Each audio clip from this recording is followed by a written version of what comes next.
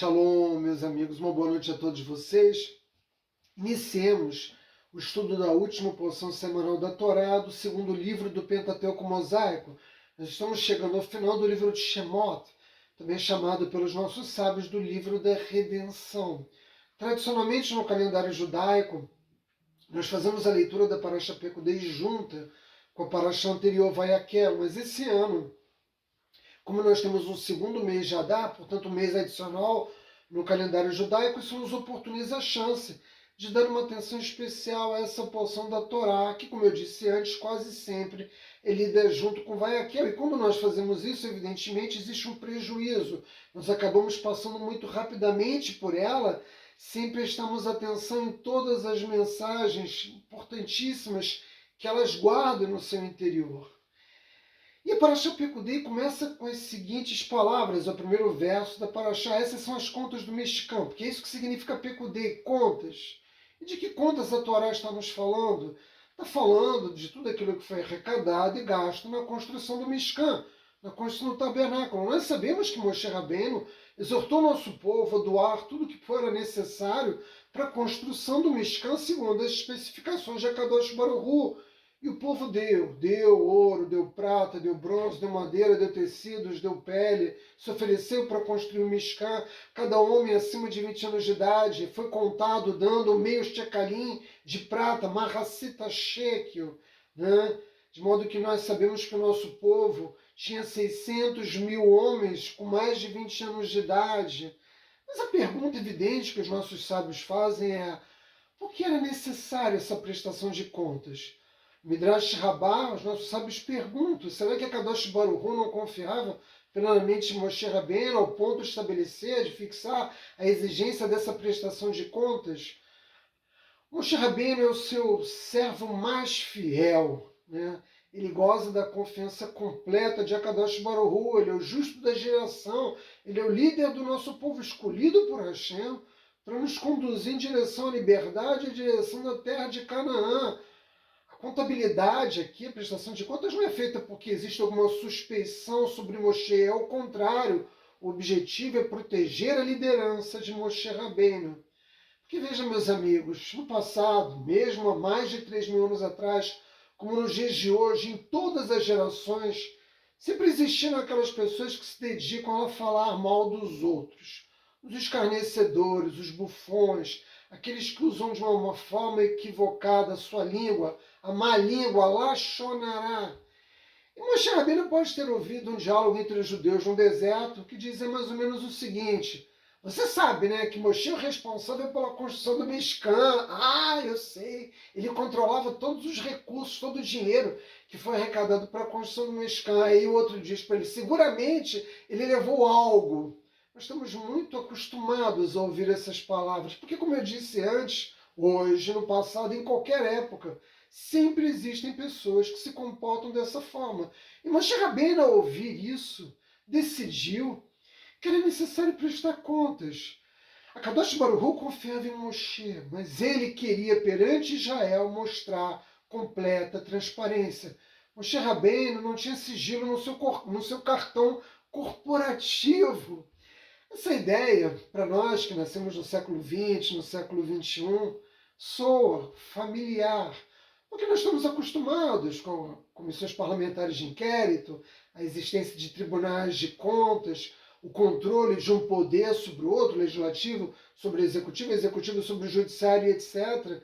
Mas vejam, meus amigos, a gente está falando de algo ocorrido no deserto há mais de 3.000 anos atrás, né? Quando o rei da Babilônia começou a construir a Torre de Babel, ninguém perguntou quanto ele gastou para construir a torre, ninguém perguntou, né, quanto se gastou para construir, né, os jardins da Babilônia, então, as pirâmides do Egito. O Moshe Rabbeinu é o primeiro líder da história a lançar as bases para a ideia de transparência. Nunca, né, um governante havia feito isso até então. Moshe Rabbeinu mostrou ao povo que só há uma verdade. Ou seja, ele impediu que existisse qualquer zona cinzenta, né, por assim dizer, no entendimento do nosso povo a respeito da forma como foram utilizados os recursos para a construção do Mishkan. Porque esses escarnecedores, eles gostam muito e ficam muito à vontade de atacar os pequenos. Moshe Rabbeinu tinha os seus discípulos. Seu discípulo principal era Yoshua, que acabaria liderando o nosso povo no lugar de Moshe Rabbeinu quando nós entramos na terra de Canaã. Então essas pessoas, elas nunca atacam diretamente o líder, né? Elas sempre dizem, não, o rabino é inocente, mas você sabe o discípulo, né? Você sabe que ele faz coisas sem o conhecimento da liderança. E isso se expressa em diferentes níveis sociais. Os empregados de uma empresa para o seu patrão, na política, também no ambiente de estudo da Torá. Você começa atacando as pessoas que estão próximas da liderança, mas o seu objetivo é atingir o líder, o tzadik, o líder da geração. No caso, a gente está falando do justo, do Mashiach, daquela geração que era Moshe Rabbeinu. E você começa atacando os discípulos para no final dizendo, Moshe Rabbeinu roubou o povo, roubou as doações do tabernáculo, e isso não podia ser admitido de forma alguma, era preciso acabar com todas as dúvidas, e é isso que o líder faz, não importa se os valores são grandes ou são pequenos, é preciso ser transparente e prestar contas da utilização de cada recurso arrecadado junto ao nosso povo, porque uma vez que você presta as contas, se acabam as mentiras e tudo pode ser colocado de uma forma muito limpa. Eu chamo atenção mais uma vez para o fato de que é muito fácil para mim falar disso, porque nós vivemos nesse tempo presente. Nós já estamos falando de algo ocorrido no deserto há mais de 3.000 anos atrás. O Rabbeinu, assim como a Torá, estão indicando, vejam o que eu disse no início, existe uma mensagem muito especial aqui para as nossas vidas. Essa, de fato, é uma mensagem muito poderosa, a ideia de transparência na administração dos recursos comunitários. Mas existem ainda duas mensagens adicionais a essa. A primeira delas, toda aquela pessoa que está suficientemente próxima do povo judeu sabe que nós somos muito cautelosos, muito modestos para falar de nós. O judeu, quando a sua esposa engravida, ele não divulga para as pessoas que a sua esposa está esperando um filho. Nós não dizemos quanto ganhamos, não dizemos o que temos, procuramos ocultar tudo aquilo que diz respeito à nossa realidade. Por quê? Porque a sabedoria judaica nos ensina que a bênção não chega naquilo que não é oculto. Se você tem planos e divulga esses planos abertamente, você coloca em risco, né, a realização deles. Por quê? Por causa do Ainará, do olho mau. Entendam, meus amigos, que isso é real. A inveja é algo real. E para aqueles que se dedicam à maledicência, nada melhor do que, né, se assim orar daquilo que é importante para cada um de nós, para utilizar isso contra nós mesmos. Portanto, se é verdade que a Torá menciona em diversas ocasiões a necessidade de fazer contagens, né, e tudo é contado na Torá, o nosso povo é contado 3 vezes, os recursos doados ao Mishkan são contados, e na narrativa da Torá existem outras contagens, né, é preciso entender que nós jamais fazemos a contagem apontando os dedos. Por exemplo, numa sinagoga, para você abrir o Sefer Torah, você precisa ter um minyan. O Gabai, que administra a sinagoga, ele não conta um judeu, 2, 3, 4. Ele faz essa contagem mentalmente. E a Torá nos indica que esse é o caminho. Moshe Rabbeinu não colocou os homens acima de 20 anos de idade numa fila indiana e os contou. Cada um deles doava o quê? Uma racita shekel, meia shekel. Por meio desse meio shekel de prata, nós sabíamos que o nosso povo contava com 600.000 homens acima de 20 anos de idade. É dessa forma que a Torá indica, né, o caminho para fazer a contagem. E você que estuda a Torá talvez esteja se perguntando, mas espera aí, se a Torá nos exorta a manter o culto, por quê, né, que Moshe Rabbeinu faz então contabilidade, prestação de contas do Mishkan? Porque os olhos do tzadik são cheios de abundância. Nós não estamos falando de escarnecedores. Nós estamos falando daqueles que, como Moshe Rabbeinu, os tzadikim, nós estamos falando daquelas pessoas que podem fazer isso porque eles já têm nos seus olhos todas as bênçãos, né? Se você enfrenta um problema e você vai até um sábio, um justo do povo judeu, conversa com ele, revela os seus problemas, né? e conta detalhes que seriam, a princípio, que deveriam ser mantidos em sigilo para esse sábio, você não deve temer. Por quê? Porque você sabe que os olhos, né, desse tzadik, como eu chamei a atenção, estão cheios de bênção. Então ele não vai guardar na Inará, né, contra você um olho mau, ao contrário. Portanto, Moshe Rabbeinu podia fazer essa contabilidade. Essa é a diferença fundamental, é ter cuidado, né, com quando você está revelando fatos, né, da sua vida para os demais. Existe uma terceira mensagem igualmente importante, que é o resultado dessa reflexão, que é a pergunta evidente: por que a Torá faz todas essas contas? Por que o nosso povo é contado? Por que as coisas, né, que foram arrecadadas para a construção do Mishkan são contadas e existem tantas outras contas na Torá?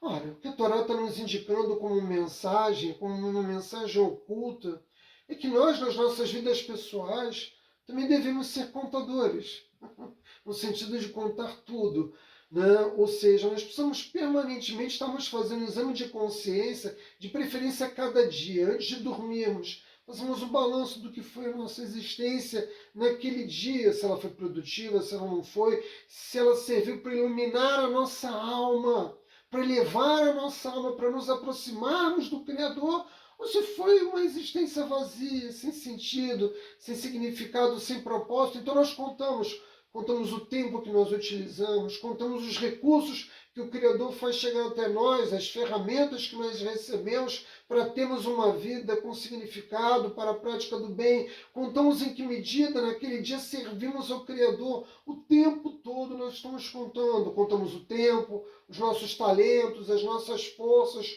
tudo aquilo que nos é dado, tudo aquilo que nós, né, utilizamos e que são indispensáveis para a nossa vida. E você vai perguntar: mas por que nós fazemos isso, Átila?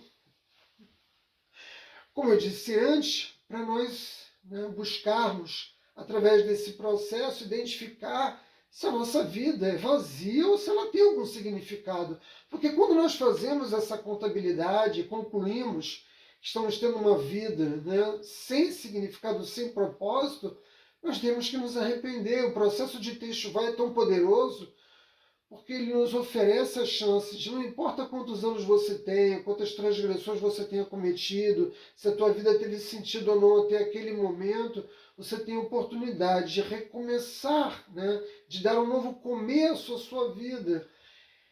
E as minhas palavras que estão chegando agora aos seus corações, às suas mentes, muitos de vocês podem pensar: não, eu já cheguei a uma certa idade que agora eu não posso corrigir mais a minha vida. Quando eu era mais jovem, eu cometi muitos erros, não tenho mais chance, né, de ter um novo começo. Mas isso, evidentemente, não é verdade. Hashem dá essa possibilidade a cada ser humano. Não importa quanto tempo você perdeu, você deve pedir ajuda ao Rei. Então peça: Hashem, meu Pai misericordioso, eu sei que até aqui, né, eu não servi a você como eu deveria ter servido, que minha existência, né, foi marcada por uma perda de tempo, mergulhado em vaidades, em projetos, né, pessoais que não tiveram nenhum significado, a não ser fazer com que eu perdesse tempo na minha vida. E você pede a ajuda dos céus. Não importa o quanto você esteja mergulhado em idolatria, em atos maus, é preciso recomeçar, né? E é uma passagem interessante do Razonish. Razonish foi um sábio que viveu na geração anterior, no período que antecedeu a independência de Israel.